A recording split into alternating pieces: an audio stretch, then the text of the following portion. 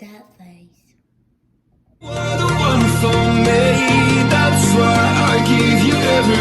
Welcome back to Book It. We are doing another episode where I am up and moving and walking around just because I feel like I need to today. Also, I've learned that if I'm up and moving, my dog will behave. Don't know how that works, but it does. I'm gonna do my griddle. That's from pancakes this morning. But we are doing another book review while I cook food. So I'm gonna go ahead and get these out real quick. Let me dump this out. I am going to be talking about the book The Silent Wife. I actually listened to this on audiobook, and that's going to come into play here. Extremely important.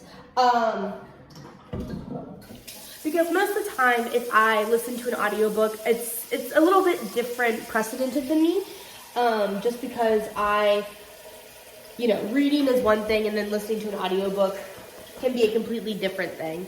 But no, we're going to discuss The Silent Life by A.S.A Harrison. This is supposed to be a psychological thriller. Also keep that in mind when we discuss this book. So let me get my laptop and move my laptop over here. That's not yours. Actually, we're gonna keep my laptop over here because I'm about to turn this on and I don't want my laptop to go into a flame. All right, and I got my water. So the dish I shall be making while I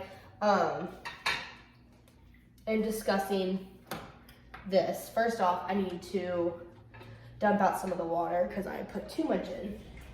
There we go. Perfect. I'm going to be making some chicken pot stickers with dark meat and vegetable dumplings. As you can see, my partner already got into them. But these are from Trader Joe's. I went to Trader Joe's for the first time the other day. So yeah, these are steamed. I'm going to wait until that heats up. While that does, we're going to talk. So, The Silent Wife by A.S.A Harrison. Let's move over here so I can discuss from this angle. I think it'll just be better. Okay. The story, I'm going to start off by saying the story fell very flat. And I was really upset about it because I was waiting for like the big ha-boom, shabak. And that never actually happened. So I was really upset about it because it's as a psychological thriller, I want to be fully invested in what's going on. So from the beginning, we learned that she is going to kill her husband. Jody, we learned that right off the bat. It literally says she didn't think she could be a killer, and then she kills her husband.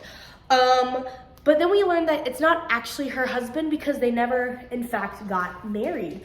They actually just have a common law marriage, which I know for some states it depends on years. For the state of Kentucky, it's 7 years as a common law marriage. So they were together for a long time. Not long enough to actually get married because they never wanted to. She didn't see that in her path, but they are married basically. We learned that they live together and they seem like they're in a happy relationship. Quickly dissolves when we find out that he, in fact, Bubba's, is cheating on her. And it's a very sad thing, but she finds out that he's cheating. Find it. But we learned that she also knows that he's doing this. He's been having an affair with a younger girl that actually happens to be his co-worker's daughter. So his heart really good friend's name is Dean, and it's his daughter. So it's what the heck's going on?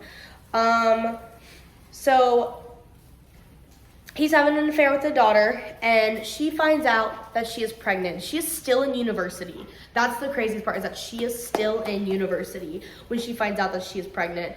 And this is so we see a struggle because he gets very excited because he always wanted to be a father, but he also has to think about his wife. So he's having an affair, he's going to have a child, but he's thinking about his wife. So we learn that she knows that he's been unfaithful in their marriage, and she's not okay with it, but she just kind of looks the other way. She's the perfect little wife. She doesn't let her job interfere with what he's doing. She doesn't let like anything that she does basically ruin his life whatsoever. So he doesn't, what are you doing? So once he finds out that his mistress is pregnant, he decides that he's going to have a relationship with his mistress named Natasha, and that he's going to go ahead and leave Jody. From her perspective, the wife knows like what's going on. Jody is well aware of everything that's going to happen and that he's going to leave her. So at one point in the book, she even says like, I'm well aware, like I'm not stupid. Like I know what's going on, and he's just not telling her anything, which might be even worse. That's hot. You're gonna burn your balls. Thank you. You're gonna burn. Go find your treats. I'm looking at like 6 of them. Go find it. Buddy, look. So then it bounces back to the husband, and we see basically he thinks that like she doesn't know, and he's like, that way, like, she'll never know that I'm about to leave her, but she really does. Natasha ends up calling Jody and is like, just so you know, like, we're getting an apartment together, like, we're going to be together forever. There's nothing you can do to stop us. And Jody's just like, you're delusional. That's not happening. And in reality, I think Jody's the delusional one because he actually is going to leave her, but she doesn't really put 2 and 2 together yet. They find an apartment, and Natasha and Todd are going to move on October 1st. And he doesn't think to tell Jody. Like, he assumes that she knows. And I mean, she does know, but she doesn't ever say that she knows, or he doesn't say anything about it until actually October 1st, when he is like getting ready to leave, and she's like, where are you going? And he's like, I'm leaving. You knew I'm leaving. She's like, you didn't tell me. You haven't said anything. And he's like, well, I thought you knew. And she's like, I did know, but like, you haven't said anything. Which is absolutely wild. I feel like if I would wake up one day and someone was like, yeah, I'm leaving, I'd be like, what? Like, say something. I would never have guessed it. But, he acts totally normal around him. The 2 of them kind of remain friends after he moves out. Like, it's a very awkward situation. But like, she's living in the condo that they both had together, and he just doesn't really do anything. And Natasha starts like really hounding that as time goes on. She wants Todd to herself. She's very insecure. Todd learns this. Everything that he does, she has to like nag about. She doesn't like that he goes out. She doesn't like that he has friends. And Todd's like, wow, you are really young. And this is when kind of like the age plays into it. He's like, wow, she is like very young of a person. When Todd and Natasha's wedding starts getting closer, this is when Natasha really hounds him to kind of cut Jody out. Because at this point, he's cut her out, but not fully yet. What the heck? What is going on? He's never done that. So, this is when Todd starts canceling credit cards, and he calls a lawyer, and he actually tries to evict Jody from their condo. And his lawyer is like, yeah, you guys aren't legally married, so technically she has no right to your properties. This is like a great thing for us. Like, we can definitely win. And he kind of feels bad about it, but he's also like, no, I need to do this for us. During this time, Jody's very conflicted about what's going on because she's a little delusional. She keeps thinking that he's going to like come back to her, and like, he's not, but like in her mind, they're going to like come back together. They're going to like save their marriage. Like, it's a whole big, so exciting thing, but that's actually that's not what's going on. That doesn't happen.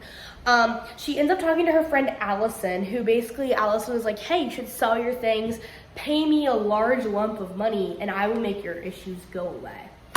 And that's what she does. So she ends up giving Allison a bunch of money after she goes and sells off like little trinkets, and she like takes deposits out, but like not big enough to notice anybody.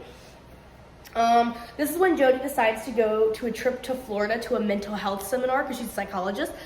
And she hasn't gone to a conference in like a couple years, and this is a weird time for her to go. So she goes down, and when she's in Florida and at the hotel, this is when she gets the phone call. Immediately she knows that Todd is dead. So she ends up coming home, and they tell her straight up like, yes, Todd is dead.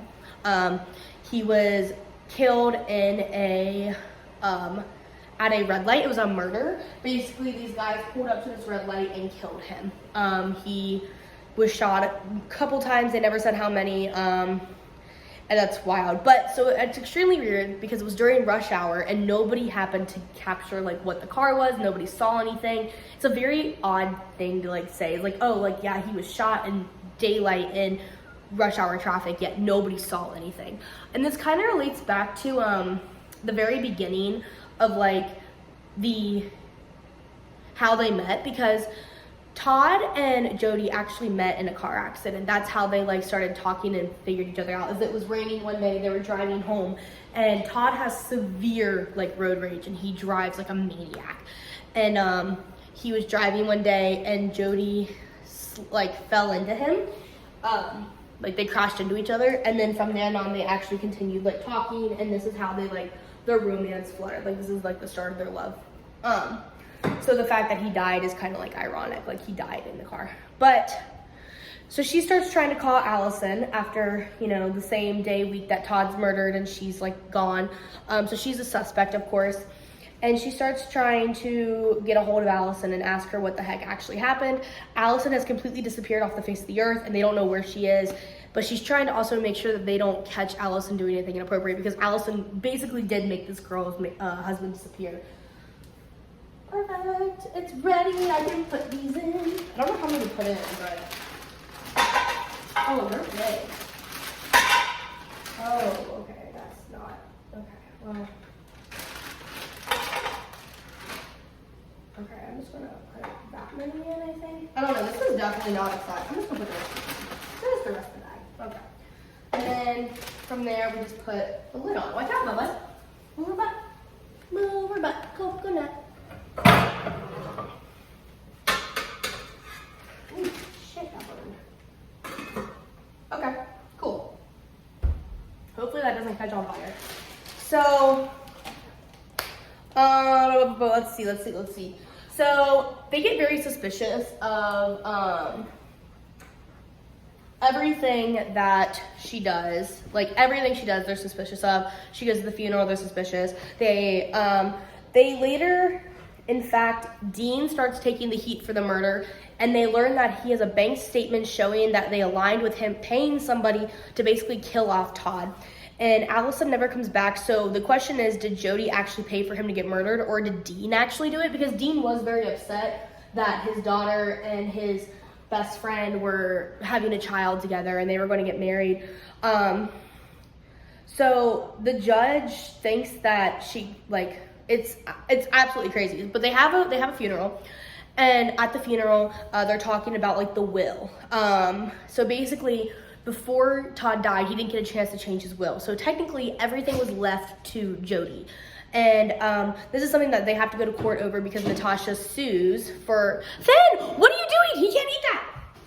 He's trying to eat my Legos. Basically Natasha starts suing Jody and is like, well, he was gonna be my husband. And she's like, that's great, but technically everything is still mine. And she gets a lawyer, and basically the lawyer says that she's in pretty much good hands, but because it is a legally binding document that was never changed, she will be fine. Yes, they will have some sort of ownership claim because Natasha is pregnant with their child. So like there's some sort of legal obligation to it, but overall Jody's gonna get like the most money. She's basically gonna get everything. So yeah, basically we see this book, and with Jody, she's like ends with her just relaxing and hanging out. Hold on, he's, oh my god, trying to eat my Legos. You're trying to die. Yeah, the book basically ends with Jody just hanging out and relaxing in her condo and just living her best life now that she no longer has to worry about her husband or anything. And she really did kind of like murder her husband, but I will say this book was not really a psychological thriller, even though that's like what it's portrayed to be. It was more just like a straight up, we knew she was going to kill her husband, and then she killed her husband. So like it wasn't like a shock. Kind of like the last book that I cooked and talked about, which was they both die at the end. Then they both died. So basically at the very beginning of the book, it's like she's going to kill her husband, and then she kills her husband, and everyone's like, oh my gosh. But like, it wasn't a shock. It wasn't a, oh, I didn't know that she died.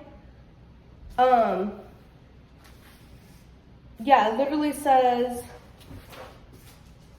it would future a munch, it would make a killer out of her. So like it wasn't like a shock, but overall the book was fine. I listened to it on audiobook, which I think is a really big thing because I feel like personally I would not have been able to get through this book without it.